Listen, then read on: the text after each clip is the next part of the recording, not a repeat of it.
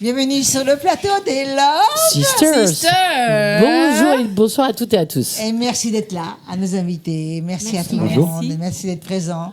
Nous avons aussi des personnes qui sont venues nous voir. Oui, donc, comme toujours. Il y en a beaucoup. Hein. Et grâce à toi. Et grâce à moi, et grâce à vous aussi, les filles. Hein. Et grâce aux artistes, bien entendu. Oui, bien entendu. Alors, Charnel, tu nous as invité Faustine Pont. Faustine Pont. Oui, elle est juste en face de moi. Oui. Alors, Faustine, elle va nous présenter aujourd'hui son album. Alors, album magnifique qui s'appelle Brassier, que j'ai eu l'occasion d'écouter. Je peux te dire, Muriel, depuis une semaine, je ne le lâche plus. À ce point-là ? À ce point-là. Et donc, Faustine, est-ce que tu peux te présenter d'abord, nous dire qui tu es, pour qu'on puisse te découvrir, pour ceux qui ne te connaissent pas dans le département? Oui, bien sûr. Alors, donc en fait, je chante, je fais donc sur scène mes chansons, mes compos, depuis maintenant plus de 10 ans. Et puis, je suis comédienne également. Donc, disons que la scène, c'est, je trouve, un espace de liberté énorme et c'est le lieu que j'aime arpenter. Voilà. Donc, et avec cet album-là, qui est sorti en février 2023, avec ce brasier, il y a déjà pas mal de concerts qui ont eu lieu. Et je suis accompagnée sur scène par de formidables musiciens. Voilà. Oui, d'ailleurs, que j'ai eu l'occasion de rencontrer dans les loges, qu'on verra d'ailleurs tout à l'heure à la guitare. Oui, tout à fait. Luc, à la guitare. Oui. D'accord. Et d'où te vient cette inspiration pour la musique ? Alors, c'est assez, je dirais, instinctif. C'est quelque chose qui m'est tombé dessus, je pense, quand j'étais petite. L'envie de faire de la musique, l'envie de manière générale, de faire du spectacle. Voilà, du spectacle vivant et d'aller rencontrer le public et de partager des émotions, de partager des histoires, de raconter des histoires. Oui, le contact humain. Et donc, est-ce que tu peux un peu nous expliquer quel genre de musique tu fais ? Je fais de la chanson française. J'ai été bercée, moi, pendant toute mon enfance par de la chanson française que mes parents écoutaient, donc Barbara, Brel, Maxime Le Forestier, Cabrel. Mon frère et ma sœur, qui sont plus âgés que moi, écoutaient beaucoup de musique anglo-saxonne, donc les Beatles. Donc j'ai fait un petit boulga de tout ça. Et puis, en grandissant aussi, je suis allée écouter un peu de tout. Et ce qui reste vraiment pour moi important, c'est les textes, c'est les mots. Ce sont les mots. Que tu écris personnellement ? Oui. D'accord. Et donc, du coup, ce qui me rejoint le mieux en termes de musique pour exprimer des émotions, des sensations, etc. C'est la chanson française. Alors après, elle est traversée par des sonorités pop, des sonorités plus rock, etc. Mais quand même, la base, c'est la chanson française. Voilà. D'accord. Et donc, tu as un groupe ? Alors, oui, on peut dire que je suis accompagnée sur scène par des musiciens, mais le projet s'appelle Faustine. J'ai gardé mon prénom. D'accord. En nom de scène, parce que tout simplement, si on embarque avec moi sur scène, il faut adhérer à mes chansons. Il faut qu'ils suivent ta partition. Disons qu'il faut avoir envie de défendre mes mots, ma musique, même si, et c'est un formidable partage, ça c'est génial, même si les musiciens sont aux arrangements et ils prennent une vraie part, chacun avec son instrument, à sa partition et prend part aux arrangements. Mais c'est vrai qu'il faut avoir envie de défendre ces textes-là, cette musique-là sur scène. Donc, du coup, c'est vrai que de temps en temps, y a un guitariste qui s'en va, un autre qui arrive dans le projet. Ça tourne au gré des aventures de chacun. Oui, bien sûr. Et du coup, qu'est-ce que tu fais comme activité au quotidien ? C'est-à-dire, tu fais des concerts où tu les donnes ? Oui, des répétitions, des résidences, des concerts. Et puis quand on est... moi, je suis considérée par la profession comme artiste émergent. Et quand on est considéré comme ça, en fait, il faut aussi faire toutes les autres parties du métier, c'est-à-dire démarcher les dates de concert, se structurer, avoir une licence d'entrepreneur du spectacle avec une association qui porte le projet. Donc faire des devis, des factures, c'est très factuel, mais en fait aussi on est à l'administration, je suis obligée de faire toute cette partie-là aussi, la communication. Ah bon, un artiste, ça fait pas juste de la musique ? Non. Non, mais c'est bien de le rappeler, je plaisante. Mais j'apprends énormément de choses, mais c'est vrai que quand, par exemple, pour le dernier album, il y a un éditeur, une maison d'édition qui est rentrée dans la danse Et c'est un soulagement parce que cette partie édition, du coup, elle est portée par quelqu'un. Elle est prise en charge. Voilà. Et donc, c'est un soulagement de ce côté-là. Et il faut continuer à charbonner de l'autre côté. Et puis, j'ai aussi le côté comédienne. Et là, là je suis interprète et c'est bon de n'être qu'interprète. D'accord. Et tu joues quoi comme... par rapport à la comédie que tu fais? Alors, en ce moment... Pareil, tu écris des textes aussi, tu les présentes? Et justement, moi, je suis très, très contente du côté de ce côté-là. Donc, comédienne, c'est vraiment... je suis au service d'un texte que je n'ai pas écrit. Je suis au service d'un metteur en scène ou d'une metteur en scène. Et je suis juste sur scène. Et tu es l'instrument du metteur en scène. Exactement, voilà. Et ça, c'est très agréable aussi de ne pas être à l'initiative, de ne pas être leaduse de ce projet-là. En tout cas, voilà, là, je suis au théâtre en ce moment. Enfin, je suis en création avec un metteur en scène qui s'appelle François Copagna, et sur un nouveau projet à lui, et qui devrait voir le jour en 2025, du coup. Du coup, tu reviendras nous en parler. Avec grand plaisir. Avec grand plaisir. Alors, donc, tu vas regarder la caméra juste en face et nous dire comment te trouver, comment contacter l'œuvre que tu fais ou trouver ton album. Bien sûr. Je te laisse regarder. Alors, du coup, on peut me trouver sur les réseaux sociaux. C'est Faustine Music officielle. Music, c'est en anglais parce que musique en français, ça existait déjà. Donc, Faustine Music officielle pour les réseaux sociaux. Sur YouTube, il y a tous mes clips. Faustine. Et puis, en tapant Brasier, le nom de l'album, on peut me trouver. Et puis peut-être, je réfléchis, j'ai mon site internet aussi, qui est Faustine Music officielle aussi. Et puis je crois que c'est pas mal déjà. C'est pas mal. Oui, sauf si tu veux donner ton numéro de téléphone, qui peut être un peu plus mon mail professionnel. Peut-être, faustine.contact@gmail.com. Voilà. Très facile. Simple, efficace. Simple et efficace. C'est ton premier album ou tu en as fait plusieurs? Alors, c'est mon premier album en tant que tel parce qu'il y a 11 titres, mais j'ai fait 2 EP avant. Les EP, ce sont des petits albums. Quand on a... Je vais être sincère, quand on n'a pas les sous pour faire un album en entier.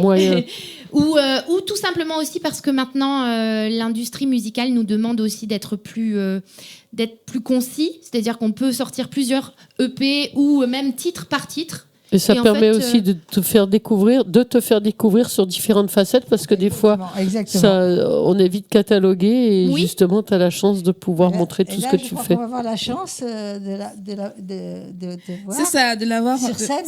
Oui, accompagné par un guitariste, donc, tout à fait. là, Luc. Tu vas y aller. Luc comment? Luc Hernandez. Donc voilà, tu peux poser ton micro et y aller. Allez.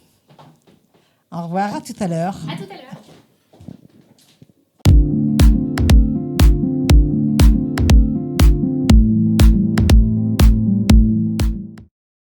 La chanson qui arrive s'appelle « Je ne rêve plus de toi ». Elle est issue de l'album Brasier, que vous pouvez trouver sur toutes les plateformes.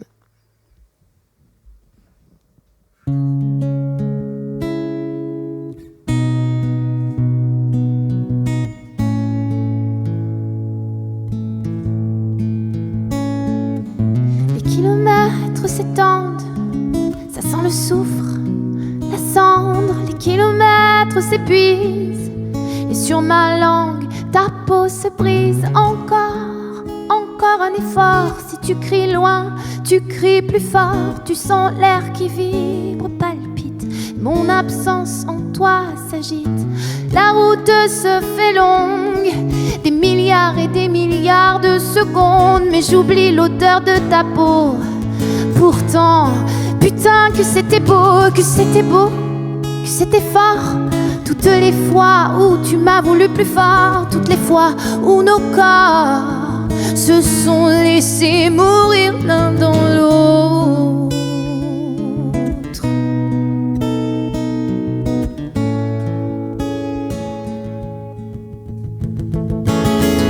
Je ne rêve plus de toi, je ne rêve plus, j'oublie. Ton nom, le son de tes mots qui glissent et s'évanouissent. Je ne rêve plus de toi, je ne rêve plus, tant pis. Regarde nos ombres qui meurent dans la folie, je glisse. Les heures s'étire. Et soudain, je n'entends plus nos rires. J'ai peur de cette flamme dans mes yeux qui cherche des ailleurs, qui cherche mieux. Tu t'accroches encore à mes soupirs. Tu te noies alors que je respire. Pourtant ta saveur est présente. Encore un peu tu restes, tu me hantes.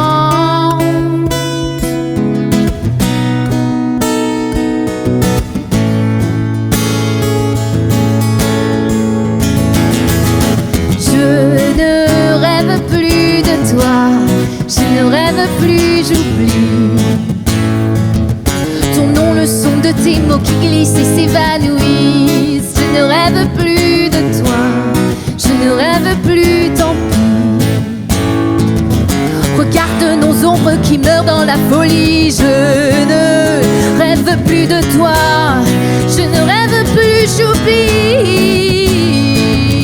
ton nom, le son de tes mots qui glissent et s'évanouissent. Je ne rêve plus de toi, je ne rêve plus, tant pis. Regarde nos ombres qui meurent dans la folie. Je glisse.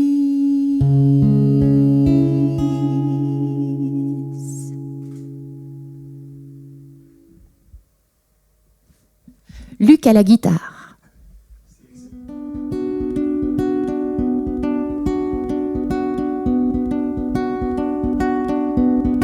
Je te cherche partout, dans les dédales sombres, dans les blancs labyrinthes des jardins andalous. Je te cherche partout et le tonnerre gronde. Rentre vite, luciole, et ressort tes joujoux. Je te cherche partout, dans le fond des rivières, où viennent se mirer les soleils du mois d'août. Je te cherche partout, au-delà des frontières. Je t'ai laissé filer, sauvage un affroufrou. Mais où es-tu passé? Où sont tes farandoles qui faisaient de ma vie un conte merveilleux? Mais où es-tu passé? Ce foutu mal de vivre me ronge doucement, m'étrangle peu à peu. Je te cherche partout et j'en deviens malade.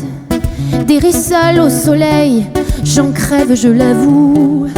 Je te cherche partout, les tempêtes de sable ont brûlé mes yeux noirs, m'ont roulé dans la boue.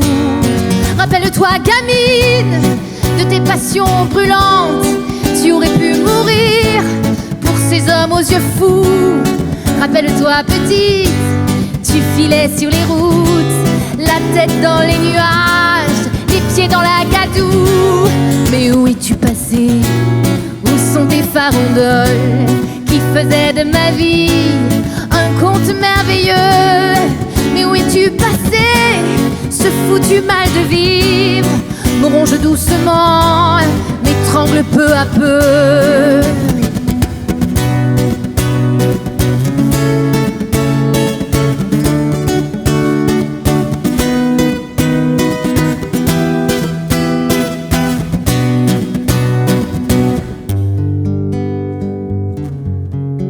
Cherche partout, dans les dédales sombres, dans les blancs labyrinthes des jardins andalous.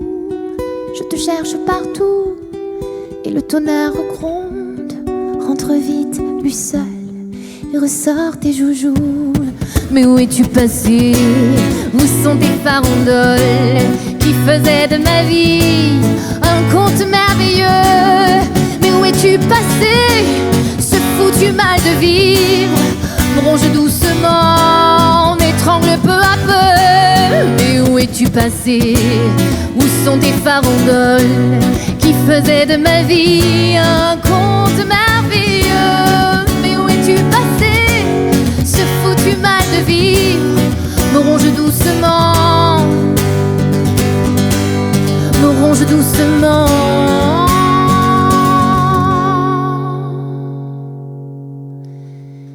M'étrangle peu à peu.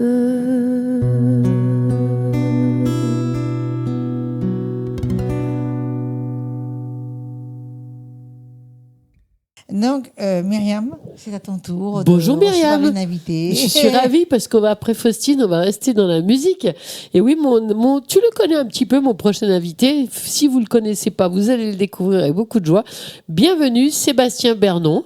Bonjour. Voilà, Sébastien est un pianiste, arrangeur. Tu travailles aussi dans la pédagogie.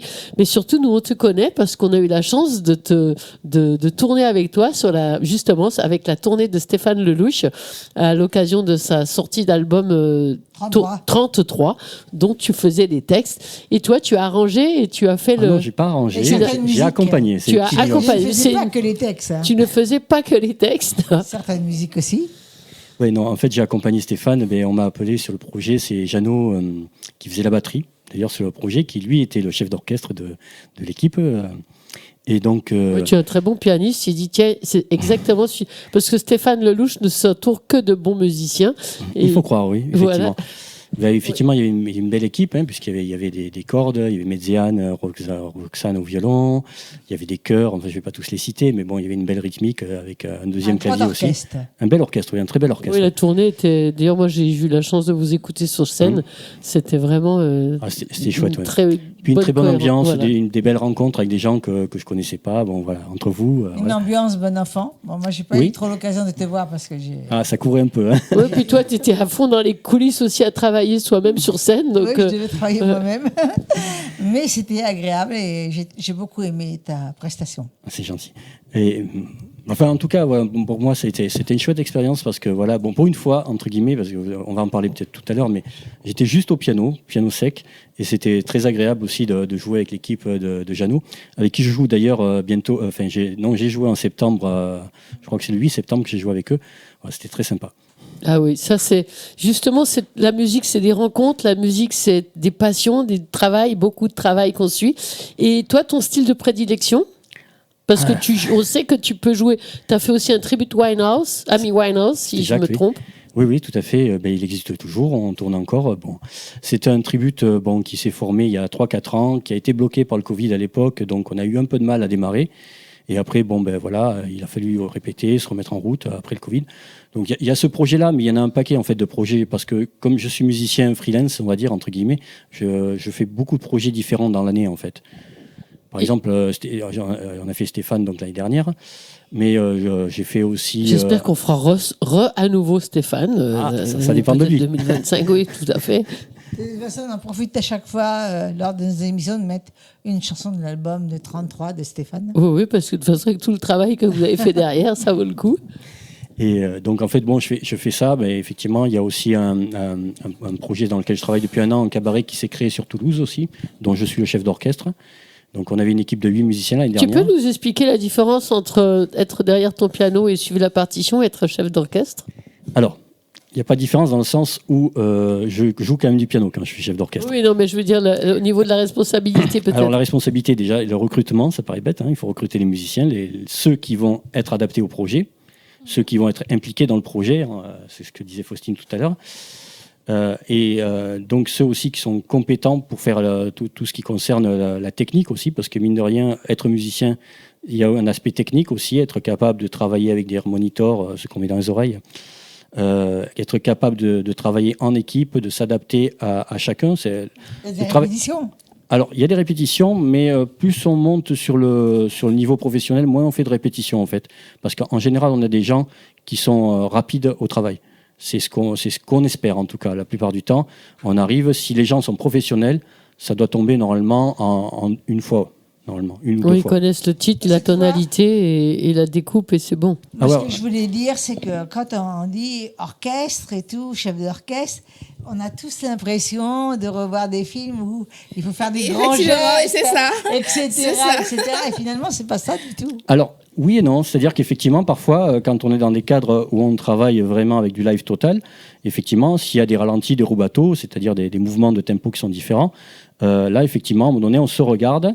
Soit le batteur peut prendre la décision, puisque c'est lui le maître du rythme la plupart du temps, soit c'est moi, effectivement, au piano, qui va diriger l'équipe avec un regard ou parfois un geste, si je peux libérer mes mains. Ah oui, c'est ce que j'allais dire. Oui, il y a une fusion totale. Il ne peut pas lâcher le piano quand même, alors donc... Des fois, on lâche une main.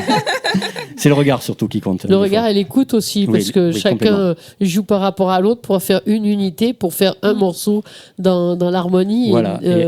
En plus de l'harmonie. Il n'y a pas de cligner des yeux deux fois ou cligner. Non, ça n'en fait pas. Ouais, alors là, ça devient. En plus, on est souvent dans le noir sur scène. Non, mais par exemple, quand il y a une fin improvisée, des fois, pour un vieux truc qu'on faisait il y a encore quelques années, on faisait ça. Ça voulait dire la chanson est finie, elle est morte. Et ça, justement, le geste, il faut plus faire le geste.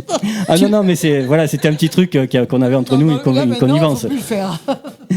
Non, il faut faire attention. Ouais, ça peut être... Non, mais là, on plaisante. Enfin, comme disait, on était sur scène et ça, on était. Maintenant, il y a tellement de moyens pour essayer de faire passer le message entre les autres musiciens. Mais justement, quelle est la place que tu laisses à l'improvisation, même si le titre est bien cousu Alors, il y a l'arrangement. Et l'arrangement, c'est écrit, on ne bouge pas. C'est la partition, telle que c'est. Lorsque, par exemple, on écrit pour des cuivres ou des cordes, comme ils sont nombreux, 3, 4, 5, 6, 7, 8, 9, 10, selon la taille de l'équipe, on ne peut pas leur permettre d'improviser, sinon ça va sonner, si on met 3 cuivres ensemble, ça va sonner New Orleans, quoi. C'est pas le but souvent de toutes les musiques.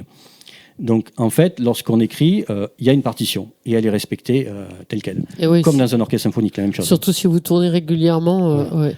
Après, l'improvisation, on a des cas d'improvisation comme dans le jazz, c'est-à-dire que par exemple dans le jazz, chorus, par exemple. Voilà, en général le jazz, c'est on fait un thème.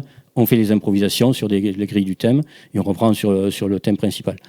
Voilà, ça c'est le principe à la base. Voilà.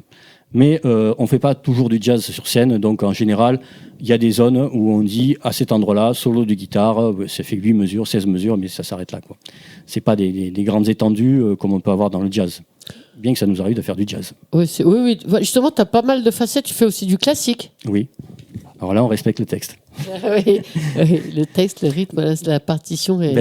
Pour des raisons assez simples, parce que autant il y a des musiciens qui se sont amusés à bricoler des textes de Bach, qui ont fait Jacques Loussier par exemple, qui a fait du jazz sur Bach. Ça, il y a beaucoup de gens qui le font. Il y a même des pianistes contemporains d'aujourd'hui qui bricolent un peu les textes, comme Lang Lang par exemple. Mais c'est pas comment dire. C'est moi, je suis partisan du texte. Bon, je suis issu du conservatoire de Montpellier. Mon professeur m'a dit, tu respectes le texte. Et oui, les sorties des conservatoires, on est une rigueur et un respect. Mais ça, en fait, comment dire, ça a une logique aussi. C'est parce qu'on n'est pas aussi bon compositeur que Bach, on n'est pas aussi bon compositeur que Debussy. Avec beaucoup d'humilité, bien quand tu dis texte, tu dis la partition. La partition. Voilà, d'accord, j'ai compris. Et tu travailles aussi dans la composition ? Alors, je faisais de la composition par le passé. Je ne vais pas être négativiste, mais je trouve qu'aujourd'hui, j'ai beaucoup plus de facilité à vivre en tant qu'interprète, musicien, que compositeur, voilà, tout simplement. Aussi, pourquoi ? Parce que mon cursus, j'ai été élève de la classe de composition de Montpellier. J'ai fait des classes de jazz aussi. Et en fait, à l'heure d'aujourd'hui, composer, c'est beaucoup répéter ce qui a été déjà fait. Et ce qui existe, alors il ne faut pas être négatif, je ne vais pas écouter ton album, c'est très, très bien le titre tout à l'heure d'ailleurs. Mais en fait, quand on a poussé un peu loin la composition, parfois on arrive à ne pas se retrouver dans la musique d'aujourd'hui. Et je pense en particulier au rap, par exemple, où il y a des musiques qui sont bouclées sur 4 mesures. Et on n'est plus vraiment dans la composition, on est dans le son. Oui, c'est un autre style de musique aussi. Voilà, il y a une différence entre ce que peut faire un beatmaker et un compositeur. Ce n'est pas tout à fait les mêmes travail. Et par contre, si quelqu'un a envie, avec une mélodie, de te faire travailler un arrangement, c'est possible ? Ah oui, bien sûr, oui. Donc il va arriver avec une composition ? Oui, alors. Tu vas pas lui dire non, je fais pas ça. Non, mais par exemple, j'ai fait des albums pour des gens. Le gars, il arrivait avec sa guitare, il avait son texte et sa guitare et ce qu'il pensait. Et moi, par derrière, effectivement, je réalisais la basse, la batterie, les claviers, les arrangements de cordes, etc. Ça peut être intéressant pour tous les. Quand tu réalises ça, tu réalises sur des logiciels ou... Ah oui, bien sûr, oui. Alors, c'est la musique d'aujourd'hui. C'est-à-dire qu'aujourd'hui, en fait, quand on fait de la musique et qu'on n'a pas les moyens d'embaucher un symphonique, on fait le symphonique à la maison avec les logiciels, les VST, oui, la MAO, c'est... Oui, c'est...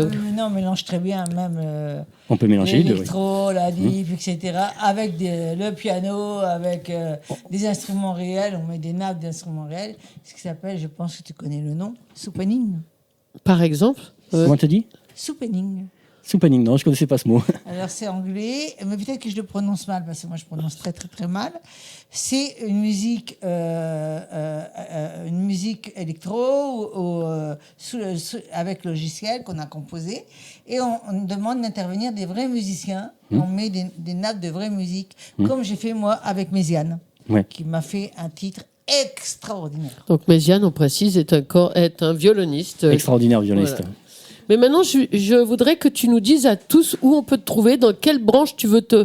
il faut quand même parler de commerce, non, mais de vendre. Comment on peut te trouver, justement, ou pour arranger, ou pour commander un concert, ou voilà. Donc, tu peux t'adresser directement à la caméra, et j'espère que tu auras plein d'appels. D'accord. Alors... on me trouve facilement sur Facebook, Sébastien Vernon. Sur Facebook, c'est assez facile, il n'y a qu'un seul musicien. Vernon, c'est... Vernon, B-E-R-N-O-N. Voilà, Sébastien Vernon. Et après, vous me trouvez sur les scènes de la région, même du sud de la France, puisque je travaille avec plein de formules différentes. Alors je vais les citer vite fait comme ça. Je travaille avec l'orchestre Abraxas, je travaille avec le cabaret Le Midi Opéra, je travaille avec un tribut Amy. J'ai un duo aussi qu'on aurait pu peut-être faire aujourd'hui. Malheureusement, la chanteuse n'est pas là. La prochaine fois. Elle n'est pas disponible. Ouais. Et un duo qui s'appelle Duo Vertige. Qu'est-ce que j'ai d'autre ? Je travaille aussi avec le Dalida Institute, où j'accompagne les élèves. C'est une école de chant sur Aix-en-Provence, où j'accompagne les élèves. Je fais aussi les événementiels de rugby aussi avec eux. Et après, je fais énormément de remplacements pour les gens qui m'appellent. Je travaille avec un chanteur qui s'appelle Lucas aussi. Donc, tu peux nous donner le numéro de téléphone ? De tous ces gens-là ? Ben non, le tien pour le mien. Voilà. Je préfère qu'on le trouve sur Facebook, c'est mieux. Voilà, alors, okay, quand on me contacte sur Facebook, je réponds. Non, mais bon, après... Tu crois que tout le monde va je suis déjà saturé d'appels de mes élèves. J'ai oublié de préciser que j'enseigne beaucoup aussi. Oui. Donc j'enseigne... J'enseigne beaucoup le piano, la guitare, l'accordéon, tout ça. Ouais. Merci beaucoup. On va te voir... Maintenant, tu vas nous faire... Maintenant, tu nous as bien fait donner l'envie. Alors, je vais vous jouer du piano et on va voir ce que ça donne. Voilà, ok, à de suite. À de suite.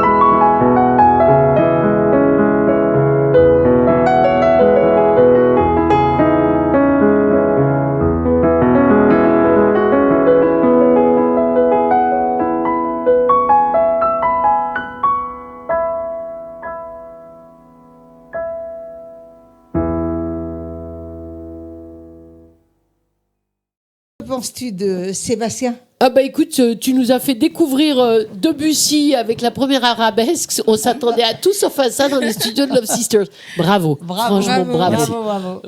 Merci. Donc vous avez compris à tous comme vous pouvez le booker parce qu'il part dans tous les sens et à merveille. Merci à toi Sébastien Bernon. Il peut partir dans tous les sens. Il peut. Mais t'as vu, il est revenu quand même. Hein, il est revenu. Merci. Voilà.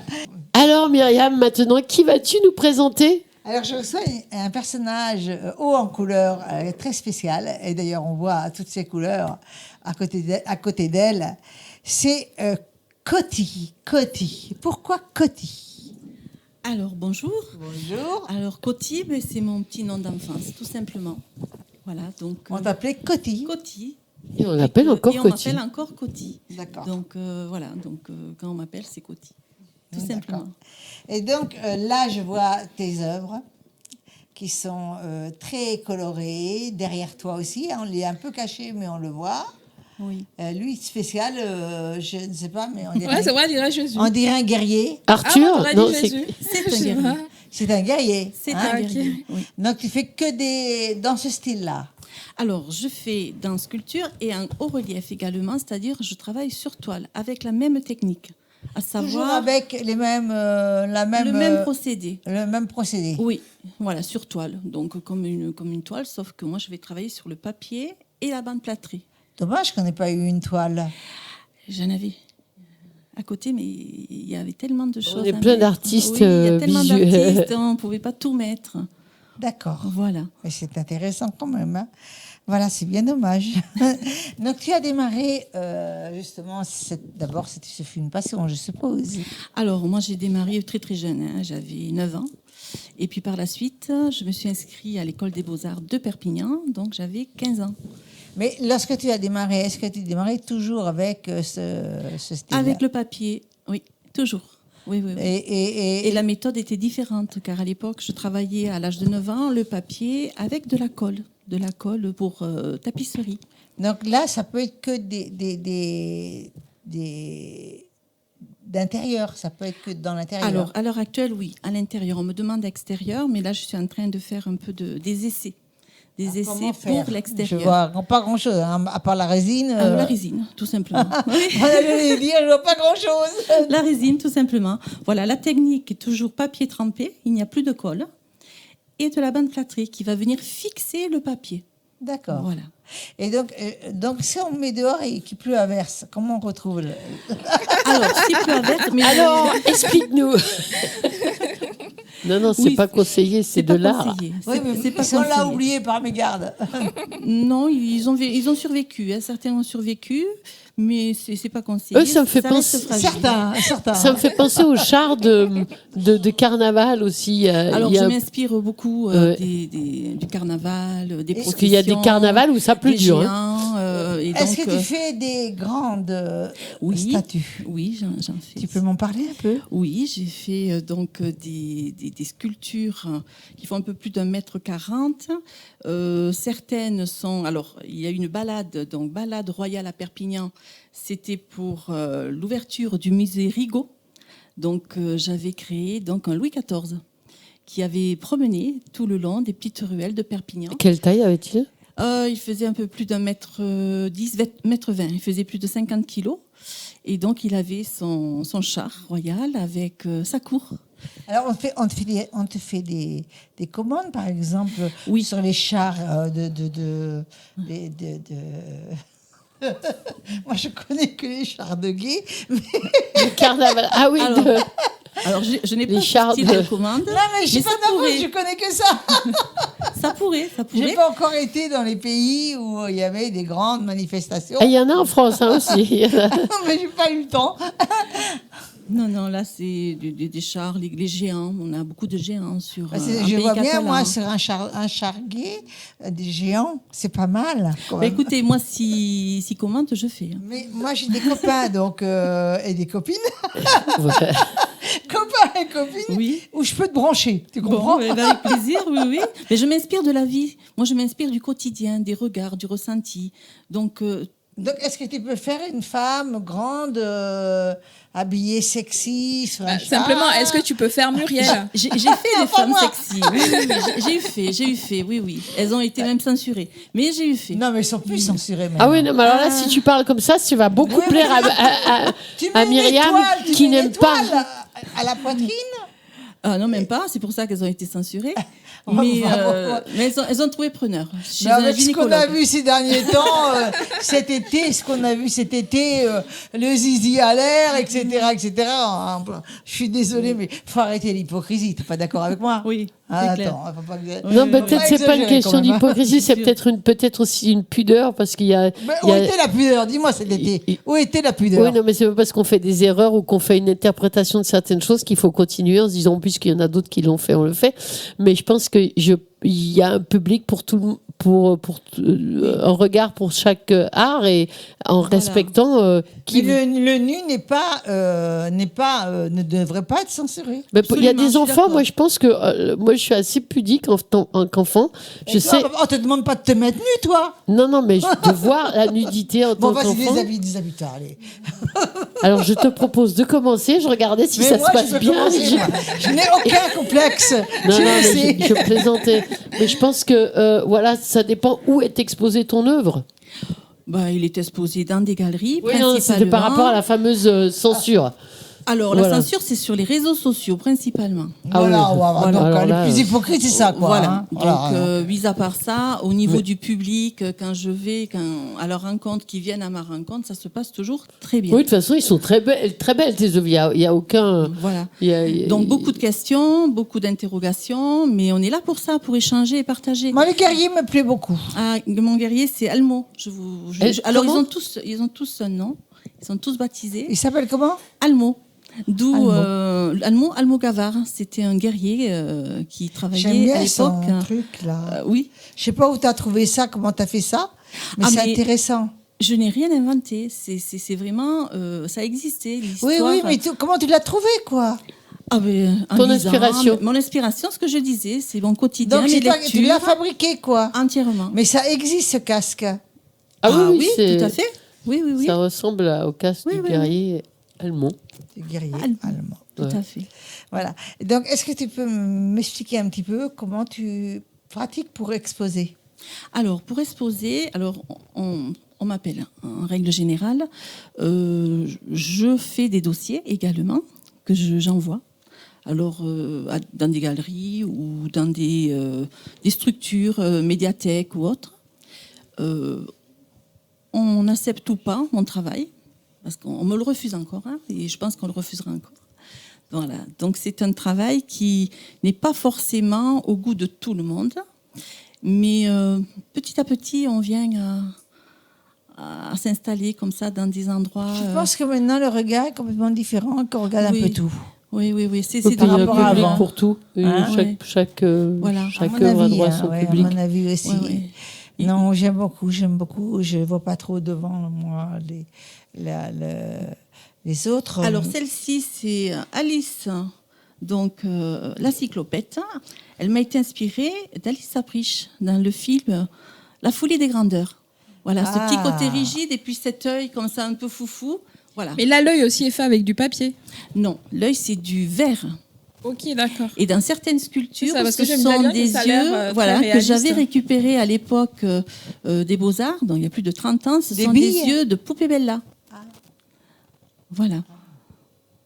Incroyable. Donc, écoute, Coty, je vais te demander de regarder la caméra et de nous expliquer comment on fait pour te rencontrer et si tu as un événement après ce jour, le 16. Alors... Donc, on peut me suivre sur les réseaux sociaux, Coty Sculpture, sur ma chaîne YouTube Coty Sculptrice, mon adresse mail cotysculpture@sfr.fr. On peut me contacter, je réponds sans problème. Donc, Alice la cyclopète a été sélectionnée donc, au Salon d'art international de La Rochelle. Ça s'est très, très bien passé. J'ai ici donc... Poupette et Lucien, le couple d'amoureux un peu âgés, Alors lui, c'est un couple qui est un peu spécial. Il va raconter des histoires d'amour, des histoires que je vais glaner dans les structures maisons de retraite et EHPAD. Des histoires d'amour de personnes âgées. Voilà, l'amour n'a pas d'âge. Et donc, en ce moment, je travaille sur un roman et je cherche un éditeur. Quel genre de roman ? Un roman photo. Ah, ok, d'accord. Donc, ça, c'est facile, ça. C'est déjà prêt ? Comment ? C'est déjà prêt ? Je cherche l'éditeur. Bah oui, puis t'as tous les mes petits personnages, Poupette, Lucien, le kéké, la Parisienne. Est-ce que tu as un numéro de téléphone professionnel ? Alors, je ne donne plus mon téléphone professionnel parce que à ce point-là, tu as été ennuyée ? J'ai des margoulins qui m'ennuient un peu. Et bon, comme je n'ai pas envie d'être embêtée, je laisse mon adresse mail. D'accord. Voilà. Donc, Cotille, ça s'écrit C-O-T-H-I-E. Voilà. En plus, on a été en symbiose. En symbiose, c'est ça. Voilà, exactement. Merci, ma chérie. Super, merci beaucoup. C'est très, très joli. Cotille. Merci. Et j'aime bien le guerrier qui te protège derrière ta tête. Mon garde du corps. Alors là, maintenant, nous allons passer à la rubrique d'Edine Animaux. Et donc là, c'est tout nouveau. Nous avons pris une personne en plus avec nous, Edine et moi. Et nous nous occupons des animaux et nous nous occupons aussi des sauvetages en direct lorsque ça se passe. Donc, il faut être prêt. Donc, on a demandé au caméraman s'il pourrait être prêt. On va demander à stagiaire qui serait bientôt plus stagiaire s'il peut être prêt aussi. On cherche plusieurs caméramans parce que c'est pas le caméraman qui doit être à la disposition des animaux, ce sont les animaux qui sont à la disposition du caméraman. Donc, il y aura en direct des sauvetages. Ça va être très, très bien. Et là, on va commencer par la ferme refuge Grasilla. Merci, là, des signes ta présence. Ta frimousse n'est plus que souvenance. Viens le temps, je dois te laisser partir. Nous sommes toujours à la ferme refuge de Grasilla. Et là, ils sont un peu cachés, mais on va les voir un petit peu. Moi, j'en vois un. Et tu vas me dire, Marie, comment tu as récupéré, comment on l'appelle, les cochons, hein ? Oui. Les cochons, tout simplement. Dis-moi un peu comment tu les as récupérés. Il y en a 3, hein ? Edine, c'est de là. Grâce à Edine. Voilà, elles allaient mal finir, les pauvres, et y avait pas grand monde pour elles. Et puis quand j'ai eu Edine au téléphone la première fois, je lui ai dit que le jour où j'avais le terrain, je les prenais toutes les 3 pour pas qu'elles soient séparées, qu'elles restent ensemble. Et voilà. Elles s'appellent comment ? Alors on a Fiona, Olga et Linda. Et tu les connais très très bien. Quand tu les vois, comment tu les reconnais ? Oh ça se ressemble pas du tout, hein. Elles se ressemblent pas. Non, elles se ressemblent alors pas. Moi, je vois pas, j'en vois une. Donc c'est toutes des femelles. Hein. C'est que des femelles. Alors ces cochons, effectivement, on les a trouvés dans un état lamentable. Les pauvres, elles ont beaucoup souffert.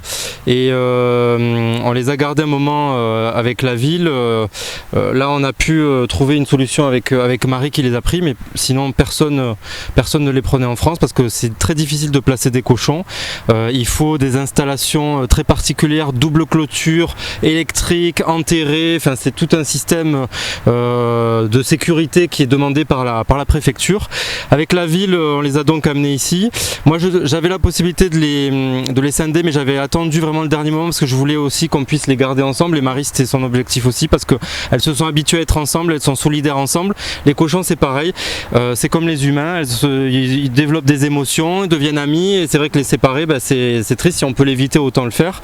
Et au moins, j'étais tranquille avec Marie parce que je savais très bien qu'elles n'allaient pas finir en brochette. Ça, c'est clair. Marie, tu peux nous dire peut-être, je sais que tu en prends bien soin, qu'est-ce que tu leur donnes à manger, quels soins tu fais? Je sais que tu leur donnes du bio.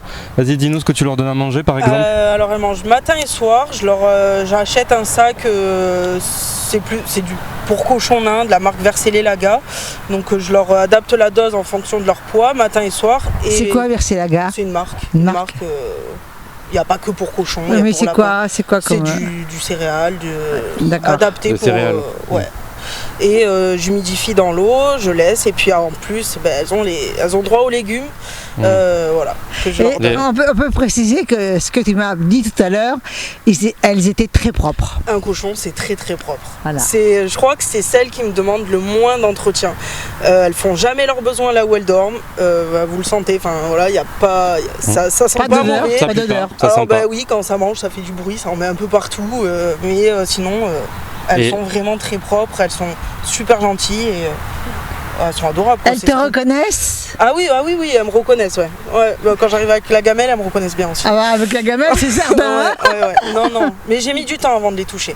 Parce que je pense qu'elles avaient quand même un peu un...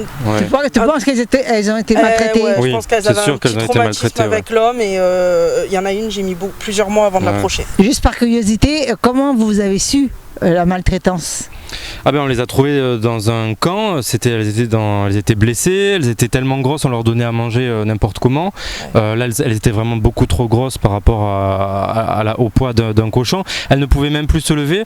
Et pour dire, elles avaient les yeux qui étaient complètement fermés parce que tu avais le gras qui tombait sur les yeux, tu vois.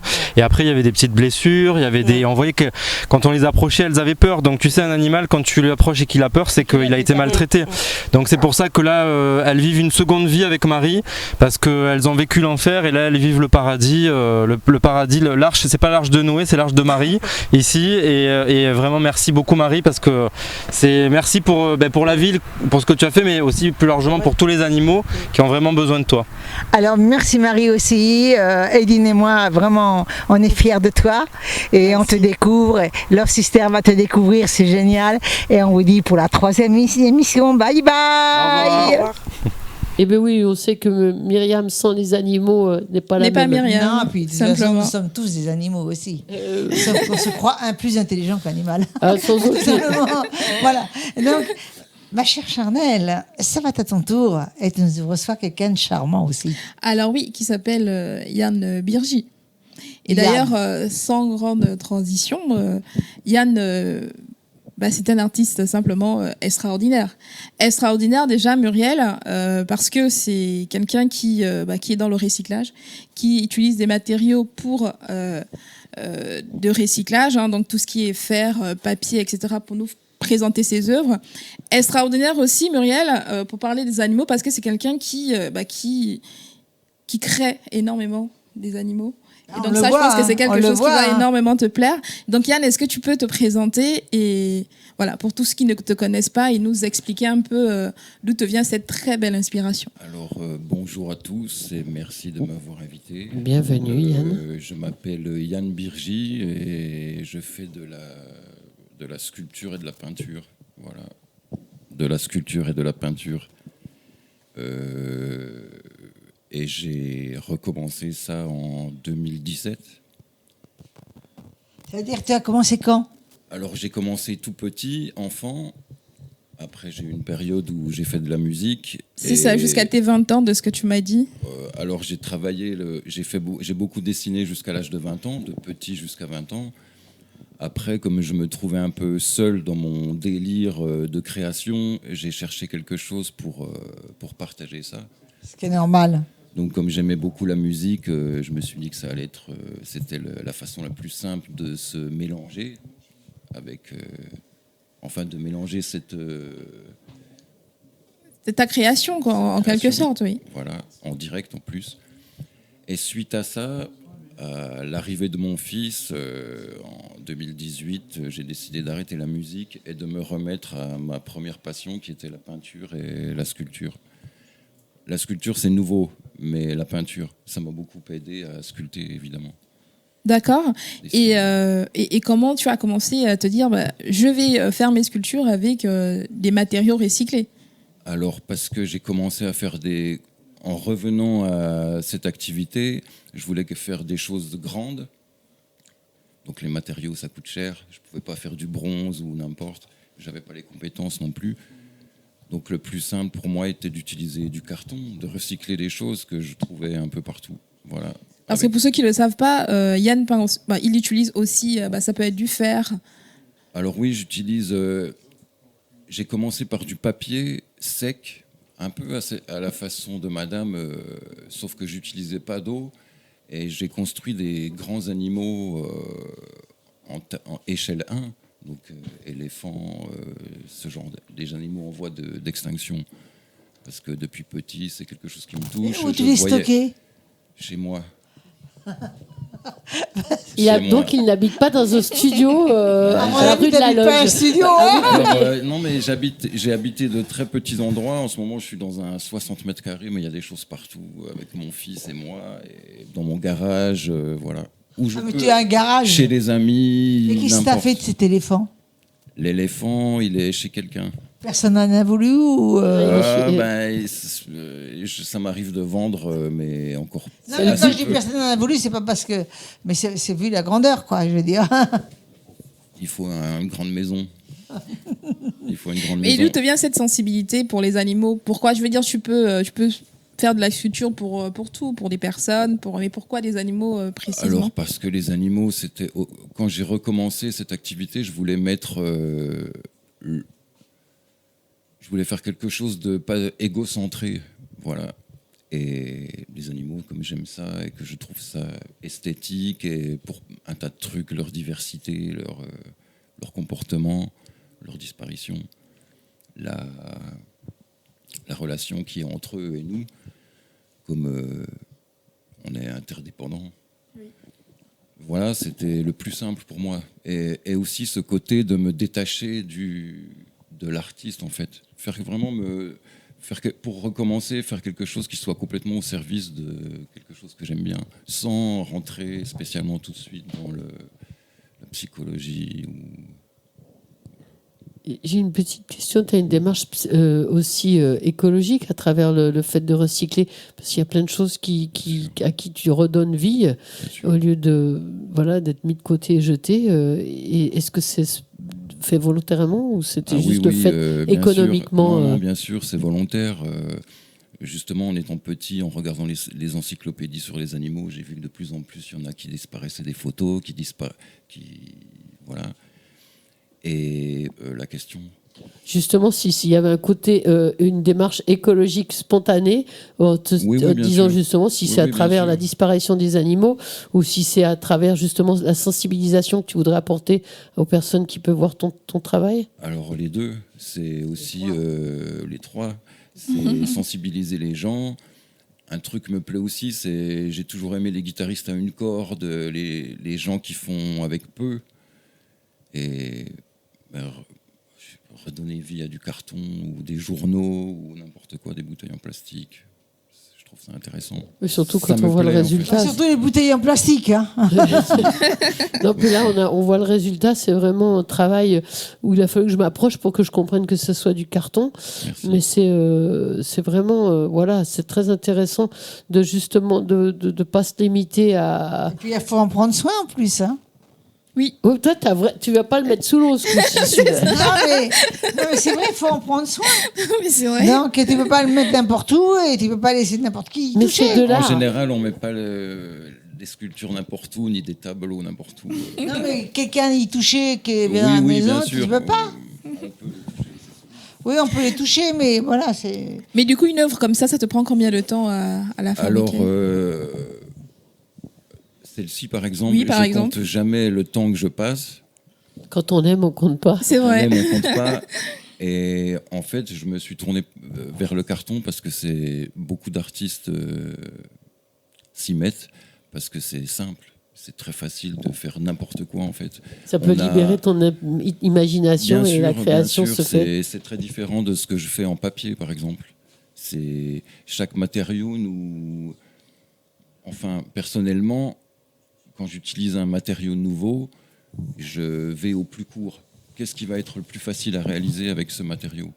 Donc, que ça soit de la terre, du plâtre, du carton ou du papier, je ne cherche pas... Droit au but. Tu veux et tu fais. Mais est-ce que tu sculptes sur commande ? Oui, ça peut m'arriver. On peut passer commande. Tu veux un éléphant ? Il y en a jamais chez son copain. Dehors, oui, mais pas... Et je peux faire des choses qui tiennent à l'extérieur aussi. Voilà. Le carton peut être, je pense... La bouteille en plastique, par exemple. Oui, le plastique, bien sûr, encore plus simple. D'accord, donc tes œuvres, effectivement, bien sûr, hein, comme tout artiste, tu les vends. Et donc parfois, ils sont exposés en galerie. Oui. Et donc, je te laisse nous dire, par exemple, où te trouver, où trouver tes œuvres. Est-ce qu'on peut venir chez toi les voir, les acheter d'accord. Bien sûr. J'organise des petits... Alors, je vais te laisser regarder la caméra et nous dire où acheter tes œuvres. Alors, vous pouvez me trouver sur les réseaux sociaux, Instagram et Facebook, Yann Birgy, B-I-R-G-Y. Me trouver chez moi. Vous pouvez m'appeler pour prendre rendez-vous. Alors, pour t'appeler, il faut ton numéro. Alors, pour mon numéro, c'est 06 58 01 05 48. Et voilà, j'interviens en septembre. J'ai fait Solidart, où j'ai fait une grande sculpture en carton. J'ai exposé quelques pièces. J'ai une expo à Marseille en 2025. Et pour le moment, c'est tout. Tu as un site internet? Non, pas de site. Je fais tout pour le moment. Comment les gens réseaux peuvent se sociaux. donner une idée des prix? Alors, en me contactant. Est-ce que tu as Instagram Instagram, Facebook. Et donc, Voilà. Instagram, pareil, c'est Yann Birgy simplement. Yann Birgy, simplement. D'accord. Donc toi, tu connais un petit peu tes prix, c'est pas la tête du client. Ah mais non, c'est sérieux. Là, j'ai vu ça exprès. Ça dépend du client quand même. Ça dépend du client quand même. Voilà. Donc, écoute, c'est très beau. Hein. Oui, c'est surtout, je vois là, on a la palette exposition carton, du travail du carton, mais j'aimerais bien voir aussi je serais intéressée, je vais regarder un peu sur les réseaux tout ce que tu peux faire. Alors, je fais beaucoup de choses différentes avec un peu, et ce qui m'intéresse surtout, c'est de ne pas m'enfermer dans une activité, c'est-à-dire pas faire des animaux depuis pendant 10 ans ou ce genre de choses. Oui, tu cherches à te renouveler comme tout j'aime artiste. changer et ça me fait beaucoup de bien de passer d'une chose à l'autre. Par exemple, faire des aquarelles et après faire une grande sculpture en papier. Un artiste. C'est ça, c'est effectivement. Vraiment, ça me fait du bien. Et souvent, ça peut être un reproche parce que. Pas un de ces tableaux, non. Pardon. Les tableaux, tu n'as pas amené de tableaux. Non, j'ai pas de tableau. On peut le découvrir sur les réseaux. D'ailleurs, on va demander à la production de Love Sisters qui nous agrandisse le plateau pour qu'on puisse mettre tous les artistes. Alors, on te remercie, Yann. Merci à vous. Et voilà. Et j'irai regarder effectivement sur Instagram tes œuvres et tes prix. Merci. Oui, puis en ces périodes de Noël, justement, s'il y en a qui ont envie de faire des cadeaux, c'est maintenant ou jamais. C'est le moment.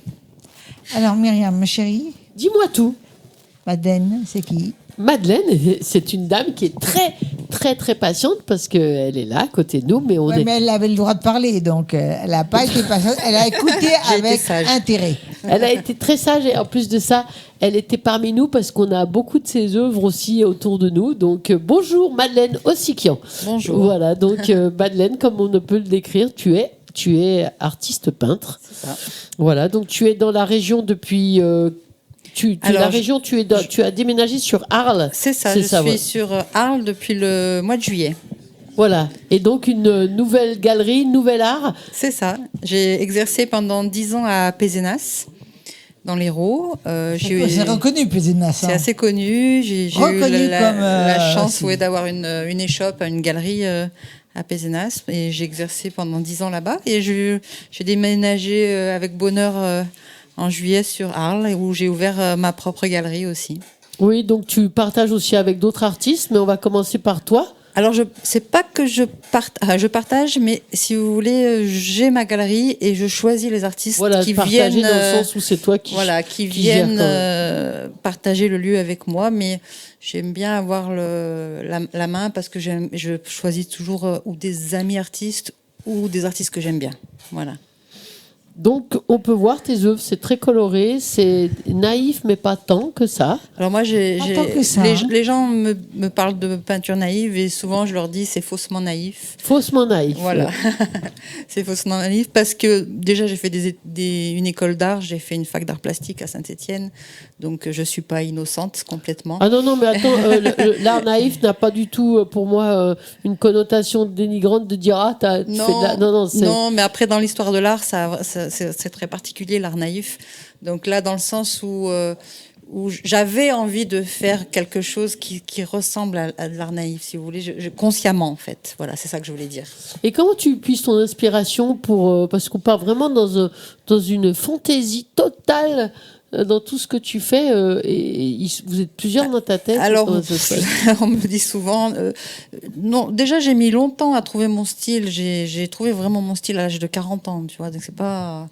Voilà, j'ai cherché beaucoup, j'ai été voir... Tu es partie dans quelle direction? Alors au départ, j'ai cherché, quand j'ai décidé, parce que décider d'être artiste, voilà, il faut décider à un moment qu'il faut vivre de son travail et on commence par quoi? Alors moi, j'ai été dans mes origines arméniennes et j'ai commencé à regarder les enluminures, les choses comme ça, et j'ai travaillé sur les enluminures parce que j'aimais... Tu peux me décrire, je ne sais pas ce que c'est. Alors c'est souvent les peintures qu'on trouve dans la Bible, avec des personnages un petit peu, des petits personnages, avec c'est décalé, des icônes, un peu les choses comme ça.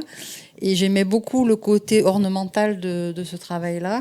Et le côté, justement, faussement naïf aussi de tout ce qui est les petits personnages bibliques. Et on peut les trouver avec des maisons toutes petites ou sur des chevaux qui sont plus gros que les maisons, etc. Et j'aimais beaucoup cet univers-là. Donc j'ai commencé par ça.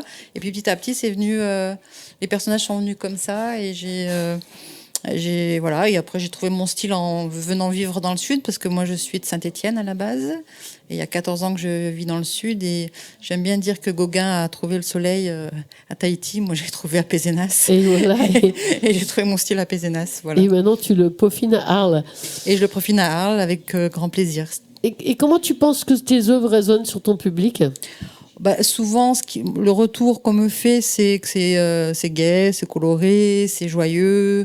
Voilà. Après, en réalité, ça n'est pas tant que ça. C'est beaucoup. Il y a beaucoup de nostalgie dans mon travail, je pense. Et il y a de la joie, mais il y a l'enfance. J'aime bien aussi les personnages. Il y a des animaux aussi. Je trouve il y a beaucoup d'animaux, des animaux cachés. Oui, je suis incapable de faire une scène où il n'y a pas au moins un œil. Ce que je dis, c'est-à-dire que soit c'est un petit oiseau, soit c'est un chat, soit c'est un chien.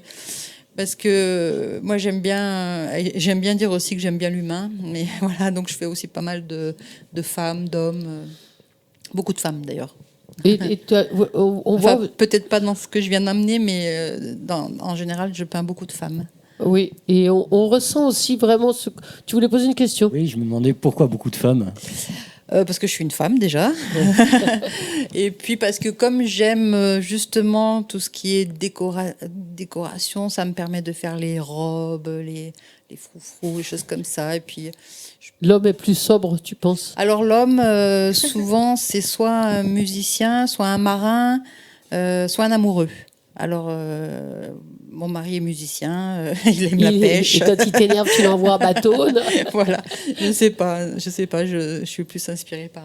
Après, il y a la famille derrière vous, voyez, vous avez la famille. Oui, tout à fait, oui. En fait, tout m'inspire, en réalité, il n'y a pas de faux sujet. Et justement, au niveau inspiration, tu commences la toile blanche? Je commence la toile blanche, je pense à un thème. Ah, donc d'abord le thème. Voilà, je pense à un thème, je dessine, et après je remplis. Voilà, tout simplement. Et après, je pars comme ça. Mais je dessine quand même pas mal. Au fur et à mesure, tu as quand même une idée bien structurée au départ, ou tu laisses liberté totale? La liberté est surtout dans les couleurs. Mais après, au départ, le dessin est quand même assez précis. Les deux que je vois, moi, me font penser quand même à la déco d'une chambre d'enfant. Alors, on me le dit souvent, mais ma clientèle, ce ne sont pas des enfants. Donc, je pense que ça appelle peut-être l'enfant intérieur. Mais c'est nostalgique. Voilà. Après, je crois que ça peut aller dans tous les intérieurs parce que c'est un autre monde, en fait. J'espère, en tout cas. Non, mais obligé. Je pense qu'il faut laisser tout à chacun partir. C'est vrai, comme disait Myriam, ce côté, je reviens sur le mot naïf, que je ne veux pas te faire de mal avec ça, mais pas du tout. Je trouve que c'est justement cette candeur, ces couleurs, ces motifs donnent, je pense aussi à l'adulte, le droit de rêver, et à l'enfant d'imaginer. Oui, rêve épais, ça fait rêve épais. C'est rêve épais. Oui, alors souvent on me dit que voilà, ça fait du bien au moral. Après, je fais aussi des femmes hyper sexy, je fais aussi des... ça, c'est des voilà, Non, mais arrêtez de en faire. J'ai été une fois dans une expo, j'ai été aussi censurée censurée une fois parce que j'avais les boobs un petit peu trop... C'est amusant parce que j'ai fait aussi des sculptures que j'ai mis sur les réseaux sociaux, des bustes de femmes, et personne n'a rien censuré. Ah bah écoutez, mais c'est fou quand même, parce que je veux dire, quand on parle d'art, quand on voit les peintures anciennes, ils étaient tous à poil et heureux. Et bon, mais il n'y avait pas face de boc. Il n'y avait pas de vêtements aussi à cette époque-là. Non, j'ai été censurée dans une expo en plus. C'est même pas, par face de boc. Et donc, par exemple, si on arrive avec un thème, est-ce que tu peux travailler à la carte? Alors, je l'ai eu fait. C'est vrai que je le fais de moins en moins. Parce que c'est toujours un peu compliqué de rentrer dans la tête des gens. Je le fais de moins en moins et puis j'ai pas vraiment le temps. Parce qu'en ayant une galerie, j'ai besoin aussi de produire pour ma galerie. Et oui, j'ai pas vraiment le temps. Oui, c'est double job. Elle se trouve où? Alors, elle est à Arles, au 29 bis rue du 4 septembre. Alors ça, je t'invite à l'expliquer à tous en regardant droit dans les yeux notre caméraman ou la caméra. Alors, j'ai ouvert depuis le mois de juillet une galerie au 29 bis rue du 4 septembre à Arles. Voilà, et j'ai invité au moins 3 sculpteurs et une photographe pour m'accompagner. Donc, je vous invite à venir passer me voir. Sinon, vous pouvez me trouver sur Facebook, sur Instagram, à Madeleine Ossiquian, et sur mon site internet madeleine-ossiquian.com, tout simplement. Et vous avez du 6 ou du 8? Alors, tiré du 6. Voilà. Et sur mon site, vous avez mon numéro de téléphone, vous avez tout ce qu'il faut pour pouvoir me joindre. Voilà. Et vous avez aussi les tableaux et les dimensions et tout. En tout cas, c'est très coloré et j'aime beaucoup. Merci beaucoup. Oui, merci à toi. Et donc, voilà, nous allons maintenant... On va, avec toutes tes couleurs, on va s'en aller. Avec les couleurs. Voilà. Ça marche. Et tous ces créateurs, chanteurs, merci à toutes et à tous. Merci on va vous dire à tous bye bye. Et passez de belles fêtes de fin d'année. À bientôt. À bientôt.